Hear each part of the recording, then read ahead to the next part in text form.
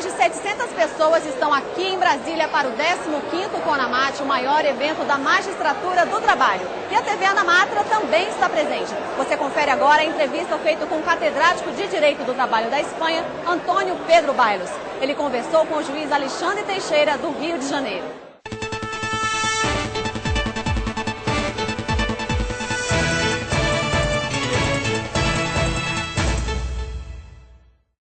Professor Antônio Bailos Grau, é com muita honra que nós o recebemos aqui na TV da Anamatra e eu vou fazer a primeira pergunta, que consiste em saber o seguinte: o trabalho formal é ameaçado em momentos de crise.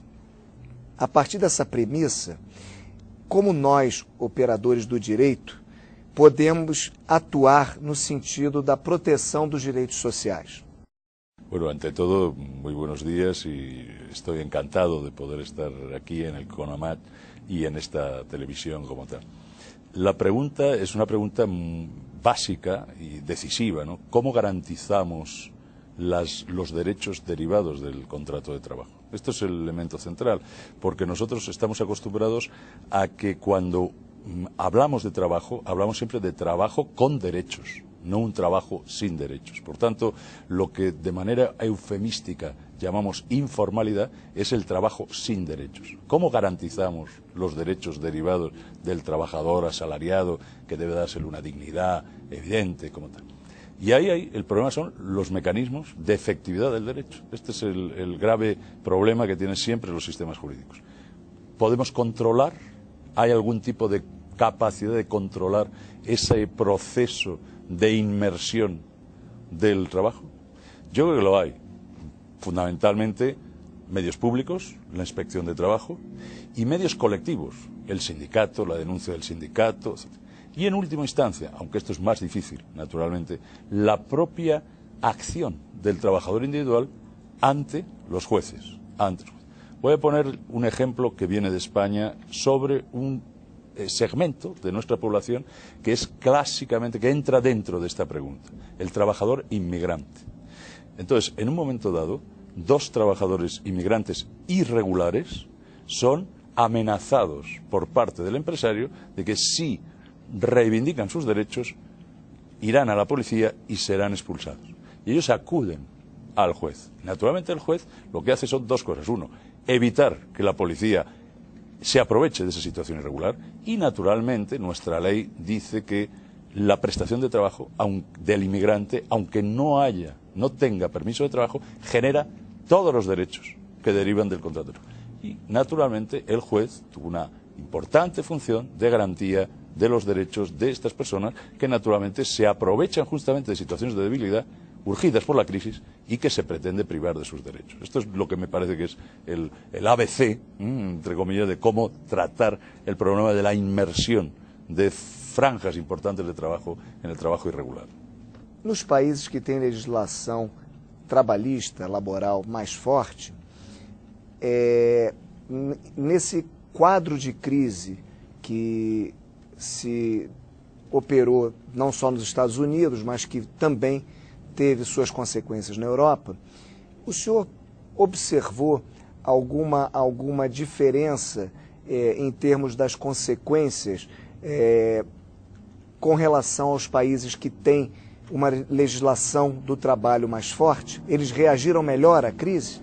Sí, lo que parece, hay una correlación, parece que bastante fija, entre los países que tienen una estructura institucional de protección de los derechos de los trabajadores y de protección social más fuerte, reaccionan mejor frente a la crisis. Es decir, la crisis les afecta menos, primer elemento, hay menos pérdida de puestos de trabajo y luego se aumenta, se consigue un amortiguador social a través de los sistemas de protección. Mientras que los sistemas más flexibles, de mayor flexibilidad, son sistemas más proclives a sufrir los efectos negativos de la crisis. Pongo el caso español. Nosotros tenemos un problema enorme y es que en España coexiste el trabajo estable con el trabajo precario, con el trabajo temporal.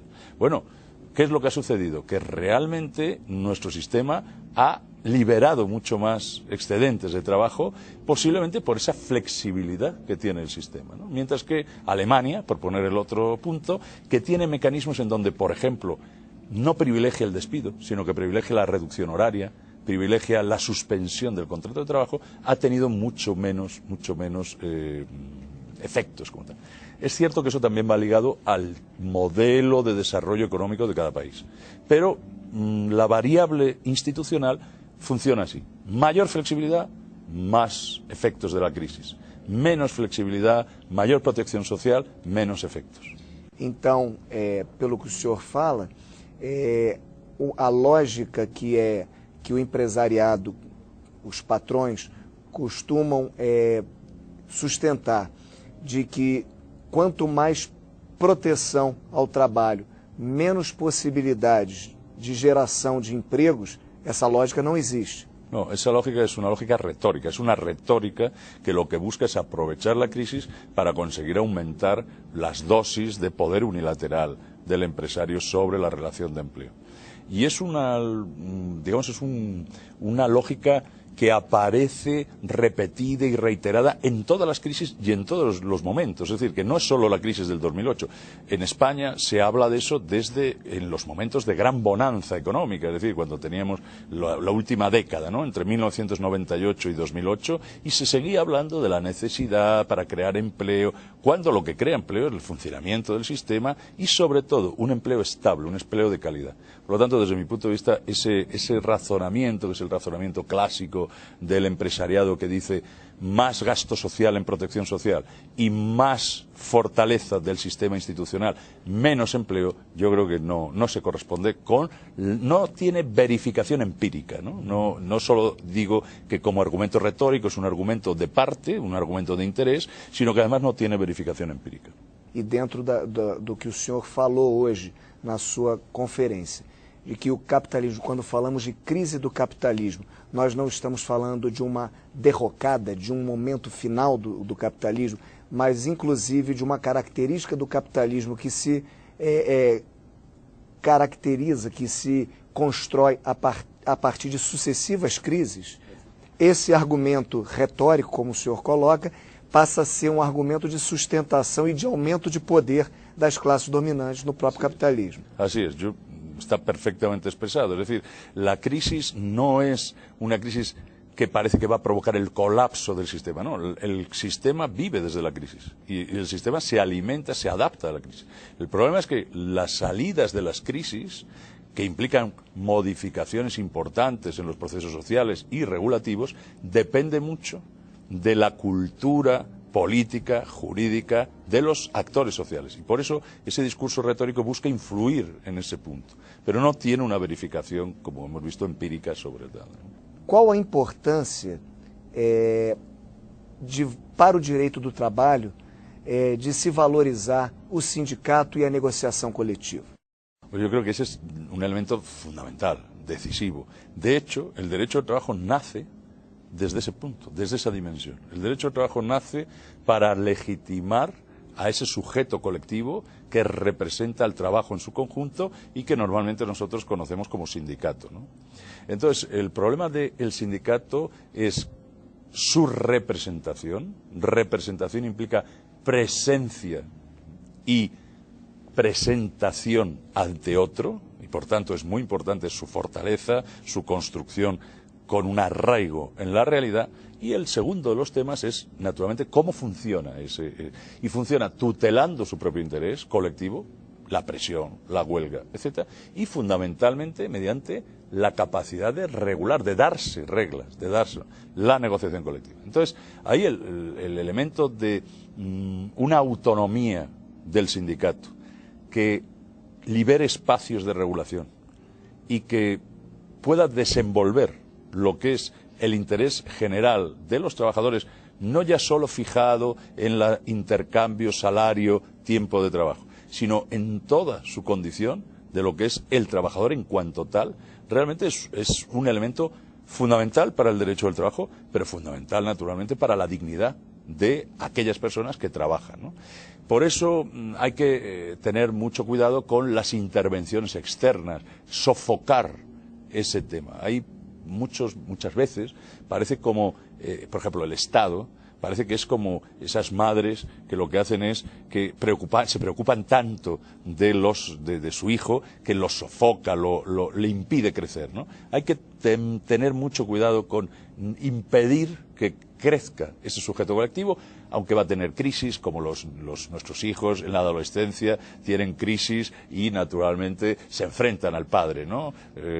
O a la madre. Pero en cualquier caso, eso no nos debería dejar a ese niño en la infancia, ¿no? En impedir que desarrolle sus capacidades. Bueno, con el sindicato sucede algo así, ¿no? Y a mí me parece que es muy importante promover el crecimiento del sindicato y no controlar su desarrollo, su desenvolvimiento. Então, o que o senhor diz é que a ação estatal frente ao sindicato deve ser uma ação que, utilizando essa metáfora da criança, seria uma ação que permita um crescimento e um desenvolvimento saudável, mas que leve a uma maturidade sindical. Claro, por ejemplo, mediante la promoción de sus medios de acción, la promoción de la negociación colectiva, la promoción de la huelga.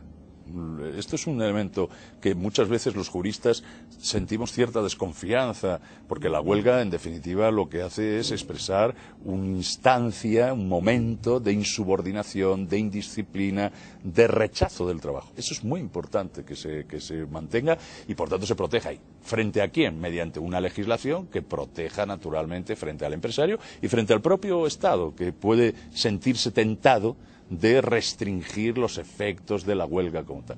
Y la negociación colectiva, hay que ampliar la negociación colectiva, desde mi punto de vista, hay que favorecer todas las medidas de promoción de una negociación colectiva de alcance general. La micronegociación, la descentralización a nivel de empresa de las negociaciones, el favorecimiento de la atomización sindical. Todo ese tipo de temas yo creo que son elementos que el Estado tiene que valorar para rechazarlo y, por el contrario, para conseguir un sindicalismo que llegue a su madurez y que pueda, por tanto, ejercitar sus derechos en plenitud. E pelo que o senhor conhece do sindicalismo brasileiro, que é um sindicalismo que é fundamentado, é baseado em categorias profissionais pré-definidas e que não atende de uma maneira mais efetiva as normas da OIT sobre liberdade sindical, como o senhor vê a atuação da Justiça do Trabalho, que também é Estado, no sentido de permitir a ação desse sindicato que tem dificuldades, em razão da sua própria Constituição, mas, por outro lado, não permitir que justamente a fragilidade desse sindicato, a debilidade desse sindicato, permita um esvaziamento do conteúdo do direito do trabalho. Normalmente es que el problema que sucede en algunos países de América Latina es que el poder público es un poder público muy intervencionista sobre el sindicato, sobre todo sobre las condiciones de organización y de nacimiento, por así decirlo, del sindicato. El caso brasileño es un caso emblemático, como el caso argentino, por otro lado. Sin embargo, tanto en uno como en otro, yo creo que en estos momentos hay movimientos que están poniendo en crisis o poniendo en duda muchos de esos planteamientos que parecían inmutables y que tienen mucho que ver con lo que nosotros en Europa llamamos la fijación de la representatividad sindical. Es decir, tanto en el caso argentino como en el caso brasileño, la unicidade es un instrumento para fijar la representatividad del sindicato.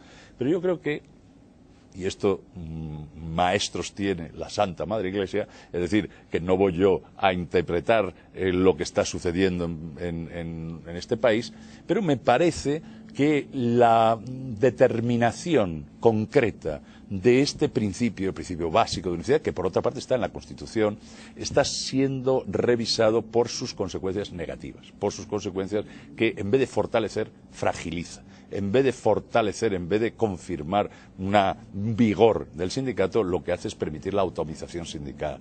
Y entonces el sistema brasileño de tener pluralismo sindical en las confederaciones y, sin embargo, unidad sindical en las categorías predeterminadas, esto es un elemento de dificultad. Y ahí donde yo creo que es necesaria una reflexión de la justicia de trabajo sobre en qué medida puede ayudar, puede actuar en el camino correcto de fortalecer la sindicatura.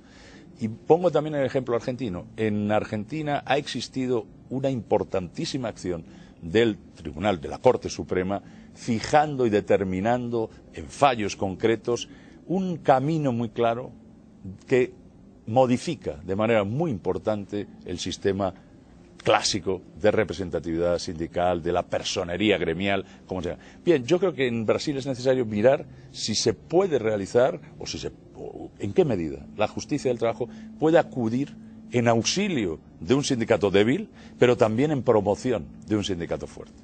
Esto es un tema que yo creo que deberíamos pensar y debatir, como tal. Ayer hubo una mesa muy interesante en el CONAMAT, justamente trabajando sobre este problema de la libertad sindical, y a mí me pareció un constructo, ¿no? Una construcción por distintas fases de los protagonistas extremadamente interesante, como la apertura de un debate sobre este tema que está planteando. O senhor, assim, de uma maneira bem sintética, o senhor acha que é possível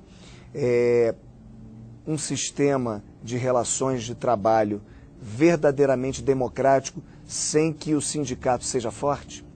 No, yo vengo de un país y de un tiempo en el que la democracia de las relaciones laborales pasa necesariamente por un sindicalismo fuerte. La Constitución española tiene muchos defectos, pero tiene grandes virtudes, y una de ellas es que en el título preliminar, donde establece cuáles son las instituciones sin las cuales una democracia, la democracia española, no se reconoce. Bueno, pues ahí es donde está la bandera, el himno, la monarquía, la capital, los partidos políticos y los sindicatos de trabajadores. Es decir, no puede haber un sistema democrático, dice nuestra Constitución, si no hay sindicatos que representan económica y socialmente a los trabajadores, a los ciudadanos de un país. Y esto yo creo que es una fórmula condensada de lo que estamos hablando. No puede haber realmente una democracia, o yo creo que la democracia sufre, vamos a ponerlo en un sentido, el sistema democrático sufre con un sistema sindical débil. Este es el punto que a mí me parecería sintéticamente tal como me lo está pidiendo. Quando se fala em centralidade do trabalho, ou se discute a centralidade do trabalho, há uma série de medidas que podem ser tomadas no sentido de manter essa centralidade, ou quando ela começa a ser muito deslocada, de realocá-lo, de recolocá-lo no centro, né, das relações sociais. O senhor acredita que um evento como o CONAMAT ele contribua para essa centralidade do trabalho? Sin duda alguna. Sin duda alguna. Primero porque, bueno, usted lo sabe perfectamente, pero no es normal, es extraordinariamente excepcional que los jueces y magistrados del trabajo se reúnan, ciertamente cada 2 años, en esta gran cantidad y debatan teóricamente, debatan sobre las políticas del derecho y sobre grandes temas, ¿no? Y en ese sentido son grandes temas que giran en torno a esa idea. Está el trabajo en el centro de la sociedad. Eso es un tema atípico respecto de experiencias como de la que yo vengo, ¿no? en Europa en general y en España en particular. Por lo tanto, el hecho es un hecho de masas muy importante, ¿no? Y luego el segundo punto es que aquí se ayuda a construir, se da los instrumentos, ¿no?, a los participantes y en ese debate para construir un discurso jurídico, una forma de cultivar una nueva cultura de los derechos. Y esto yo creo que eso es un elemento que muchas veces no le damos el valor que tiene, ¿no? La capacidad de un operador jurídico tan decisivo para garantizar los derechos de los ciudadanos como es un juez, y el juez del trabajo, los derechos de los ciudadanos que trabajan, los derechos de los ciudadanos que no tienen otro bien que es su propia energía psíquica y física, y a cambio del cual obtiene sus medios de vida, pues bien, el juez que garantiza los derechos que deriva de eso, ¿cómo reflexiona sobre ellos? Y no reflexiona en el sentido clásico del discurso técnico jurídico, no reflexiona solo sobre la tecnicidad del derecho, sino sobre la politicidad del derecho. Y desde ese punto de vista yo creo que CONAMAT es un gran evento, un evento excepcional y un evento de extraordinaria importancia para el objetivo del que estamos hablando, ¿no? Professor Antônio Bailos, muito obrigado pela sua entrevista. Em nome da TV Anamatra, nós agradecemos. Com certeza ela será de uma preciosidade, de uma utilidade para todos os nossos espectadores. Soy yo el que estoy extremadamente agradecido, y a TV Anamatra y a un entrevistador tan inteligente como el que he tenido. Muchas gracias. Mais uma vez, muito obrigado, e muito obrigado a todos vocês, telespectadores.